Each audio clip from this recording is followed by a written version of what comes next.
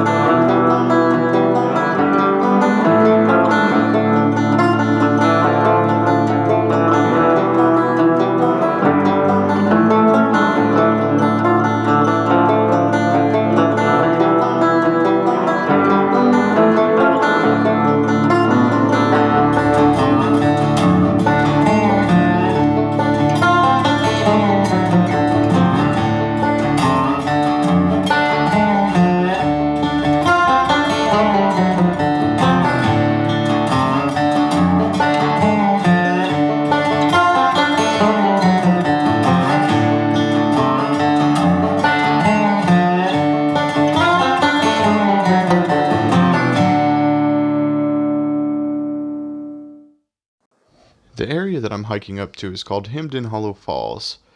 It's about 6 miles from the put-in Ponca. It's going to be on your river left. You'll see a little eddy area where you can slide in your kayak. It's about half to 3/4 of a mile walk up the trail to get to the falls, but it's definitely worth the trip. It's considered the highest waterfall between the Rockies and the Appalachians at a height of 209 feet. And as you can see, when I get up here closer to the falls, you can just see it's an amazing view, and it's an awesome detour. Give you a little break from paddling and hike up there and take a look at it. You can also access this from State Highway 43 north of Ponca, and I believe it's about a 2.5 mile trek in.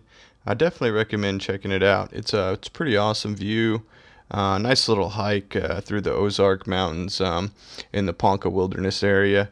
Even if you're just passing through in the car, just take a stop and hike in. Give you a little break from driving and get up there and check it out. It's pretty awesome. As always, I'd recommend taking the paddle route, but that's just me.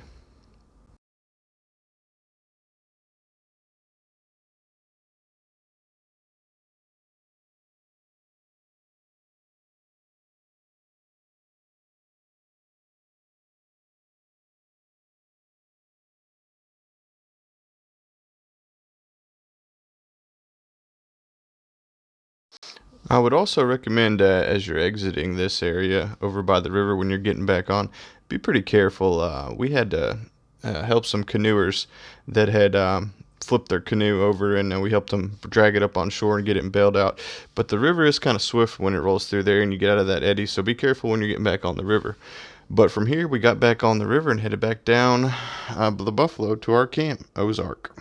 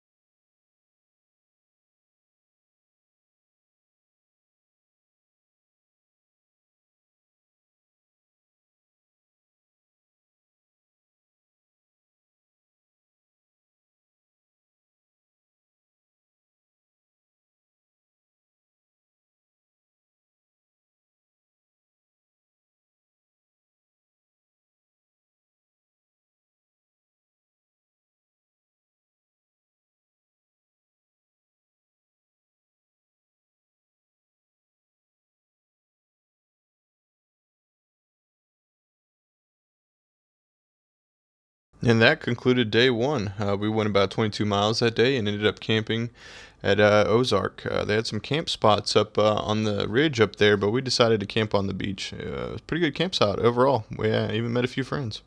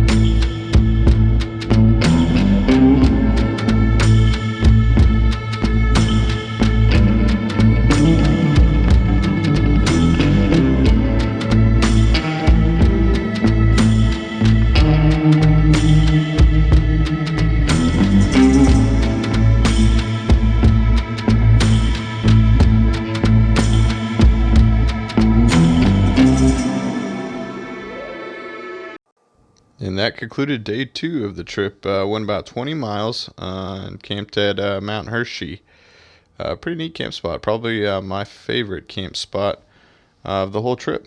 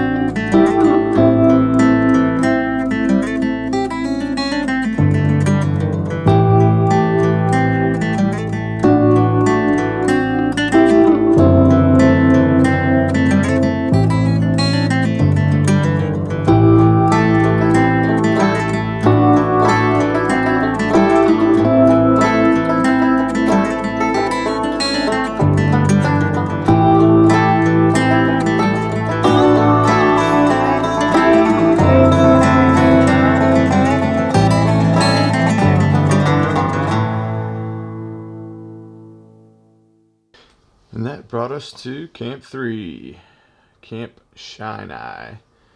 We had originally planned on camping at Tyler Bend, but it was really hard to find a camp spot there. And we walked up the bank a bit and thought we had found a camp spot. And then somebody told us, hey, you guys can't camp there.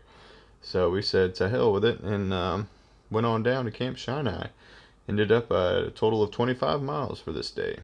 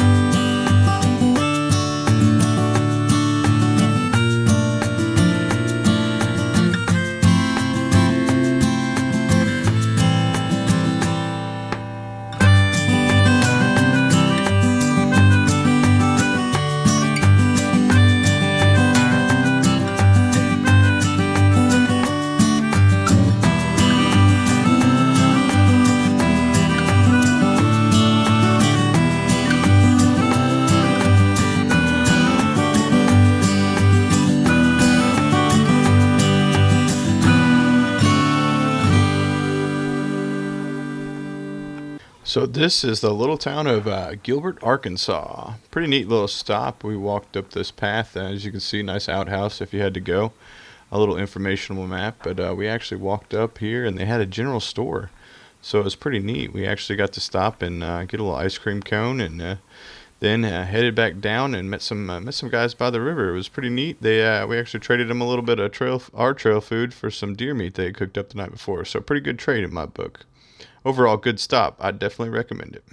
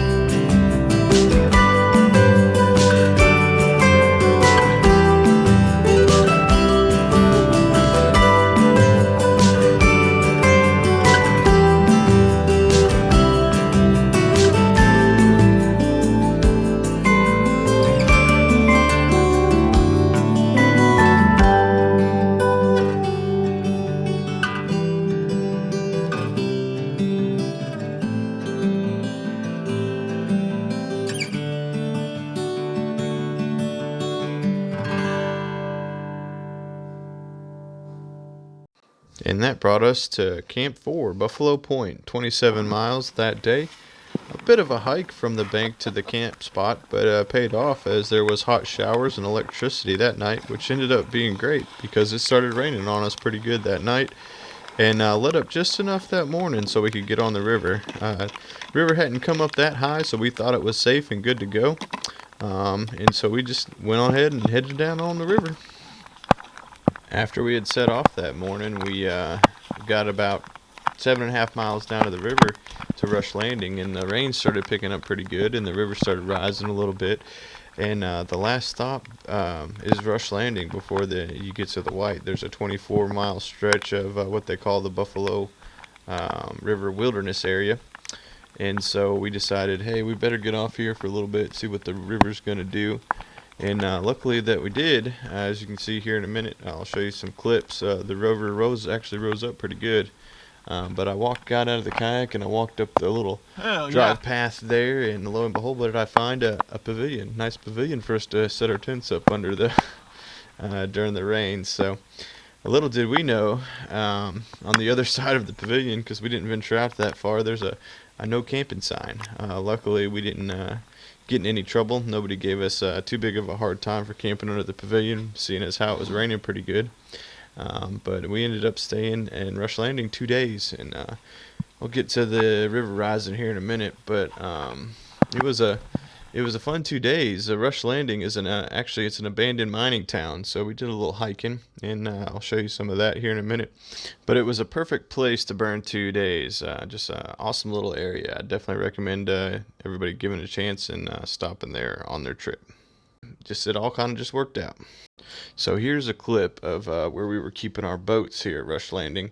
As you can see, river not looking too bad. Looks a little swollen, but we thought let's err on the side of caution. So what we did was we went down and we moved the boats way up the hill so that if the river did rise, boats wouldn't be floating down the river. So, and here is the next day.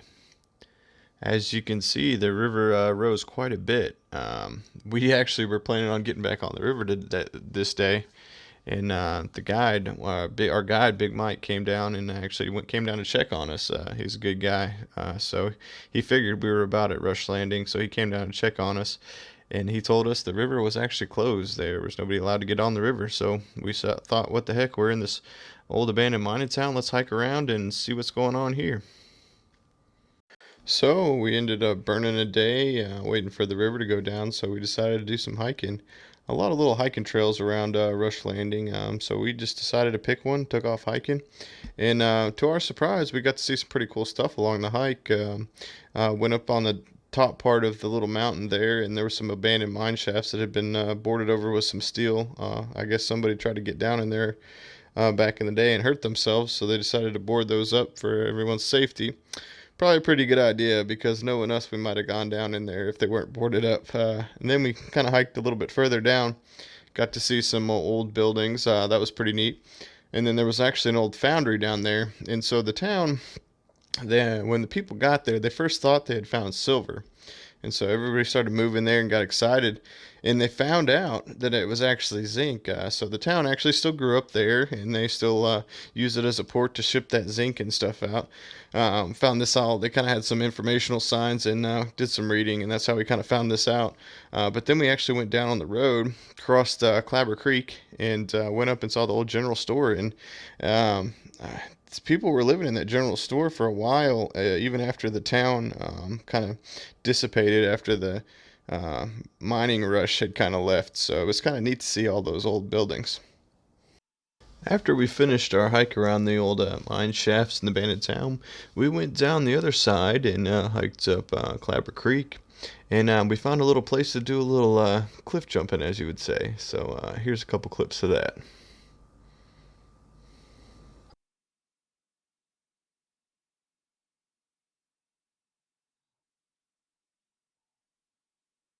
Then, of course, we did some fishing.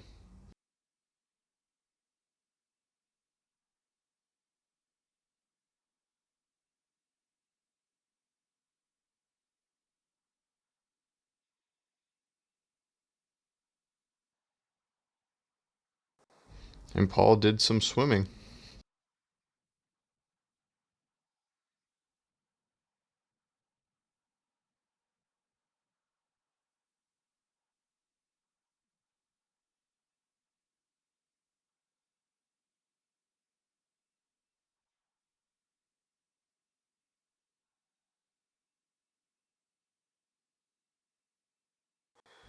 Todd caught some tree fish.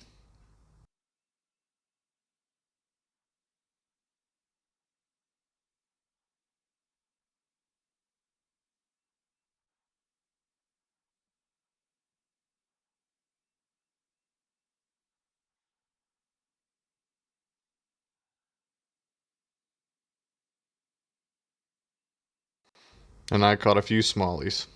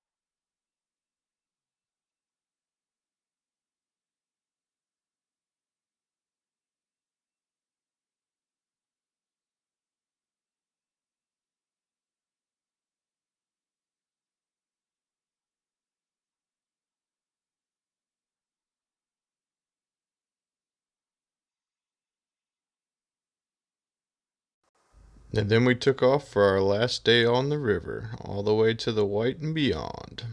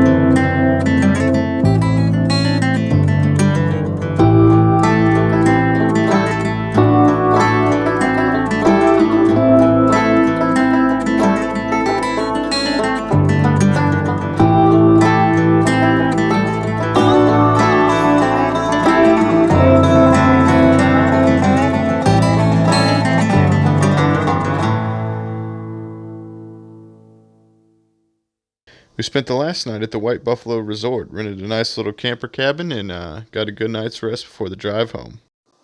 And that put it into our 2019 Buffalo River trip. 132 miles, long trip, but a lot of fun. Anyways, thanks for watching, and as always, keep on paddling. Hope to see you out there.